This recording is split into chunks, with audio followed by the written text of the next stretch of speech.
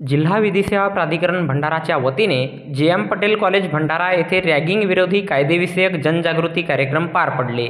महाराष्ट्र राज्य विधी सेवा प्राधिकरण उच्च न्यायालय मुंबई यांच्या दिनदर्शिका 2024 नुसार तसेच राजेश असमर, प्रमुख जिल्हा आणि सत्र न्यायाधीश तथा अध्यक्ष जिल्हा विधी सेवा प्राधिकरण भंडारा यांच्या वतीने J.M.. Patel arts, commerce and science college Bhandara येथे रॅगिंग विरोधी कायदेविषयक जनजागृती या विषयावर दिनांक 6 ऑगस्ट 2024 रोज मंगळवारला दुपारी 12 वाजता दरम्यान मार्गदर्शन कार्यक्रम पार पडले.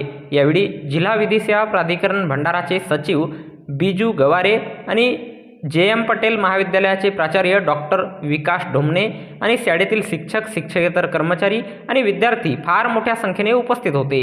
यावेळी जिल्हा विधी सेवा प्राधिकरण भंडाराचे सचिव बिजू गवारे यांनी विद्यार्थ्यांना रॅगिंग विरोधी कायदा या विषयावर मार्गदर्शन केले.